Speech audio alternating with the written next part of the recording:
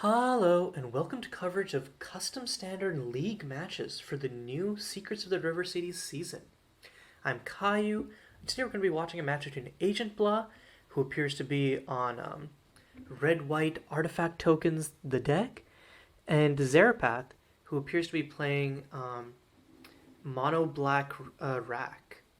Agentbla opened up with a turn 2 currency, which allowed them to ramp into a turn 3 Amulet. Uses Amulet's -X, -1ing Amulet to kill the Corporate Confidant, which really makes sense because Amulet just being able to machine gun down Zarepath's board is very strong. And then if Zarepath doesn't put down something that can put pressure on Amulet, Agentbla can just keep pumping out tokens with the +1. Also, Agentbla does have a good blocker next turn in the form of Sire Vampires, which will come down as essentially a vigilance 4/4 as long as Agentbla doesn't spend this treasure and pumps up the Amulet.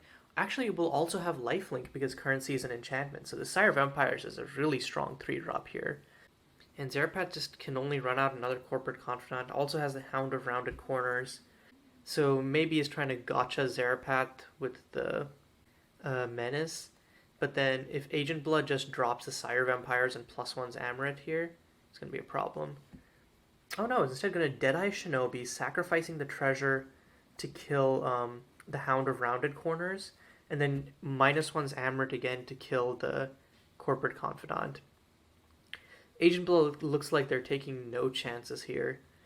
Just really making sure that Zarepath is all out of resources, which, given that Foog is Zarepath's last card in hand, is pretty true. Is going to -3 to kill the Deadeye Shinobi, but Zarepath still doesn't have an answer for this Amulet, who's going to start ticking up next turn.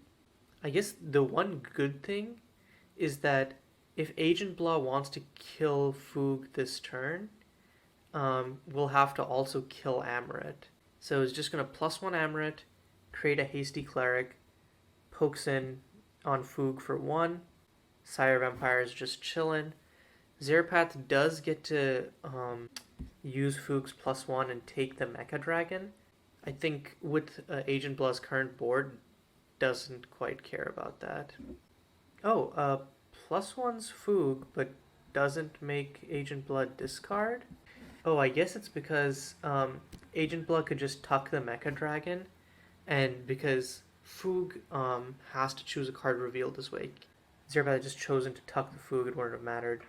But Zarepath playing a Lore Blackmailer, but I really think this game is over, because Agentbla is just going to keep chipping in with the Sire Vampires plus the Clerics, gains a huge amount of life because they have lifelink. The Mecha Dragon comes down as another flying threat. At this point, really doesn't even have to care about the Lore Blackmailer. And yeah, Zarepath's just gonna... The multi-5 didn't do any favors for Zarepath there, and Agentbla just had that great curve out.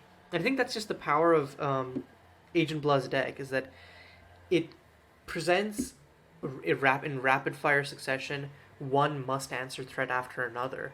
And then it basically says, well, okay, you stumbled for one turn, that's game.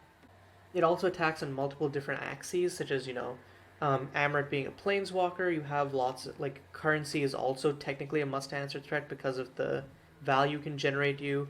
So you can't just win based on creature removal and wipes. You need to also have some way of dealing with non-creature permanents as well. Okay, so going into game 2 here, Agentbla has kind of a tenuous hand here on a multi-6. Has access to Sire Vampires turn 3, but the double Fractured Remnant hand is definitely going to hurt. Meanwhile, Zarepath with the turn 1 Hound of Rounded Corners, this is exactly what Zarepath's deck wants to do. Just get in that aggressive start, and then later you can trade in the Hound for additional discard to get your racks online. Doesn't have any of those, but does get to swing in with the Hound and is probably going to run out Lore Blackmailer. And then, since Agentbla doesn't have a turn 2 play here, we'll be able to just go Despise next turn and then grab the Sire Vampires or Deadeye Shinobi. And then I think Agentbla's in a real pickle. Okay, I was originally going to say that Zarepath would play the Fangmart Cave here, but top decking the Corporate Confidant makes me think that you just play the Swamp, run out Despice plus the Corporate Confidant, and just keep on the beats. Of course, Agentbla won't be totally out of the game at that point because of the amount of life gain they have, and if they top deck something like an Amulet, they can really get back into this. I think that's basically Zarepath's best play. So swings in with the Lori Blackmailer and the Hound of Rounded Corners, plays a Corporate Confidant, yep. And yep, is going to run out of the Despice as well. I think you probably take the Sire of Empires here just because the lifelink plus evasion is so threatening. And the Deadeye Shinobi, while it does function as removal, is not like a must-answer threat in the same way that Sire of Empires is. So yep, yeah, Zarepath is going to take Sire of Empires. So now Agentbla's only relevant play is really the Deadeye Shinobi, and probably sack itself to kill Corporate Confidant. And yep, that is what Agentbla's going to do. Plays the Deadeye Shinobi, sacks itself to its own ETB ability, and kills a Corporate Confidant to stymie Zarepath's draws. And here it comes. This is the central card of Zarepath's deck, the Liturgy of Liliana. This is basically a Megrim plus a Rack variant, so you get maximum value out of all of your discard triggers. So really, I feel like, yeah, it just swings in with the Hound of Rounded Corners and the Lori Blackmailer. Oh no, isn't going to swing in with the Hound. I guess it's going to sacrifice the Hound. Yep, okay, he's going to sacrifice the Hound, make Agentbla discard a card. Agentbla's going to discard the Fractured Remnant, and Liturgy makes Agentbla lose 2 life. And then plays the Fangmar Cave, which threatens to flip if Zarepath hits another land. So even lands aren't dead for Zarepath here. But speaking of dead, this currency is not a threat, so Agentbla can't really do much with it. And also, Agentbla doesn't actually want to use Wander the Unknown on the Lori Blackmailer, because if Agentbla does, Zarepath gets a 4th land, and then can flip this Fangmart Cave. So he's just going to take the 2 from the Lori Blackmailer, and Zarepath, as soon as Agentbla has a threat, will just get shot by it. So yeah, another Wander the Unknown means that Agentbla, once again, is getting severely screwed on actual threats here. And there's the 4th land for Zarepath. Is not going to flip the Fangmart Cave, though. I'm actually surprised. Because, yeah, you just win if you flip... I guess Zarepath knows that Agentbla has the Wander the Unknowns up. So, yeah, I guess just keep putting on the beats with the Lori does make sense. Okay, and on end step, Agentbla is going to make a Petal Token with the Royal Domain. And there's finally a threat, the Quick Draw Vigilante, but it's actually just going to pass. I guess, I don't know why you would do that. Is it because Agentbla is worried about Fangmart Cave flipping? But putting down the Vigilante at least forces Zarepath to flip the Fangmart Cave, at which point you can Wander the Unknown it. I guess on end is just going to draw 2 more cards with the currency, hitting Burning Rev and a land. Burning Rev is very not useful here. Like, refilling Agentbla's hand is fine versus the Liturgy, but still needs to answer this Lori Blackmailer. I guess at this point can Wander the Unknown the Lori Blackmailer and also still have a second Wander the Unknown for the Fangmart Cave. But Zarepath does have Fangmart Cave number 2, my god. So Zarepath is going to flip the first Fangmart Cave. Going to force Agentbla to run out the Wander the Unknown. So Agentbla is going to do that, going to double Wander the Unknown on the Lori Blackmailer and the Hakbora. So Zarepath is seemingly out of threats. The problem is main 2, yeah, just plays Fangmart Cave number 2 and passes. And even if Agentbla plays Quick Draw Vigilante here, Agentbla will lose to the Hakbora flip trigger because it forces your opponent to sacrifice a creature. So going to crack the last of his cards for a card draw, but only hits another land. And has to play the Quick Draw Vigilante here, but again, it doesn't do anything against this Fangmart Cave.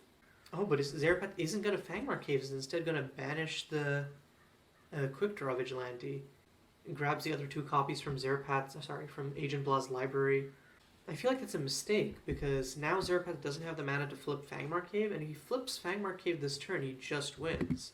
Maybe Zarepath forgot about Fangmart Cave's ability, like that it forces your opponent to sack something.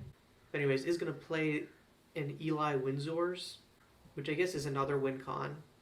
Agentbla gonna run out the Hunter Seeker. At this point, Zarepath knows that Agentbla could not have drawn into any interaction because the Hunter Seeker is, he didn't see the Hunter Seeker off the banish. So right now he could just flip Fangmark Cave. In response, Agentbla probably cracks the Hunter Seeker to try and find, oh, I guess he's going to use the bullet first. So in response, Agentbla is going to crack Hunter Seeker with the currency and try to dig into some instant speed interaction. But Deadeye Shinobi ain't it. And finally now is going to flip the Fangmark Cave. And yeah, Agentbla just has to concede there. We're getting into a game 3. But the problem is with Agentbla on the play, I don't know if Zarepath can contend with the same kind of fast start that he had in game 2. So going into game 3, Agentbla has a pretty good curve out here. Quick Draw Vigilante and Scrap Market is kind of the perfect quote-unquote combo of the deck.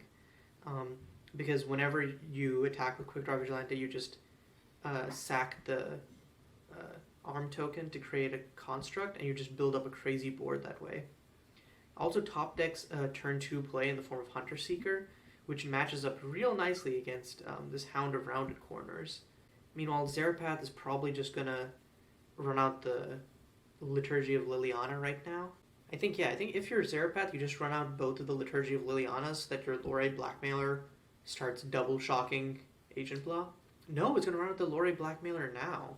I guess wants to kill the Hunter Seeker more than he wants to like get in those explosive plays, which might be the right call, but I don't know that Zarepath wins this in the long game. Okay, another 2-drop and Sick Nick. So if Zarepath drops Sick Nick here, he will actually be able to grab the Quick Draw Vigilante, which would be huge, but I think he's probably gonna just play Liturgy of Liliana, or play Sick Nick and then +1 him rather than -2ing him. Setup is running out the Sick Nick. Let's see which mode he's going to choose. Is going to +1. Agentbla hitting another threat in the form of Hunter Seeker. Meanwhile, Zarepath gets a Despise, but unfortunately cannot play it this turn because his only other land is the Fangmark Cave. And because of that, Agentbla is going to be able to run out this Quick Draw Vigilante. He's going to use a Scrap Market to arm the Hunter Seeker.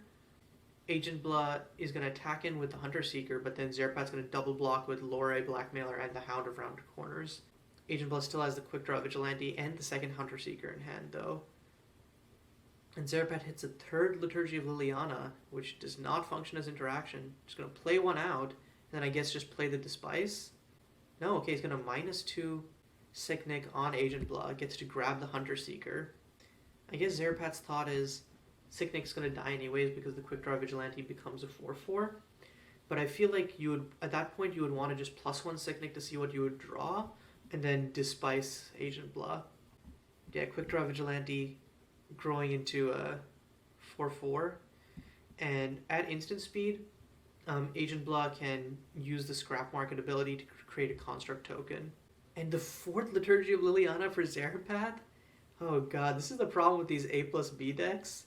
Is that, like, sometimes you just draw all of your payoffs and none of your actual, like, support cards. And Agentbla is getting super flooded out right now, but it honestly doesn't matter because at this point he's creating a 2/2 each turn and swings in for 6 right here. Zarepath is essentially on a 2-turn clock. Oh, but the clutch banish, but doesn't have a 4th land for it. So just going to run out Liturgy of Liliana, numero 3, and is going to try and Despise Agentbla, but Agentbla doesn't have any targets because Agentbla has all lands. And once again, on end, he's going to use Scrap Market to make a construct, and then use Royal Domain to make a petal. Oh god, and an Amulet from Agentbla. Yeah, he's going to -4 on Zarepath, then can equip the weapon to one of the constructs. He's going to attack in for a total of 8. And then he's going to use... Oh, he's just going to use Scrap Market to arm the construct. And yeah, that's exactly lethal. And yeah, Zarepath, I think, just kind of got screwed by his draws there. Didn't get the interaction he needed. And just... Yeah, and Agentbla just presented threats that were too quick to give Zarepath that time to breathe. But yeah, good games to both players. But Agentbla on... Red-White Artifact midrange takes it 2-1 over Zarepath on MonoBlack rack. Until next time, this is Caillou signing off.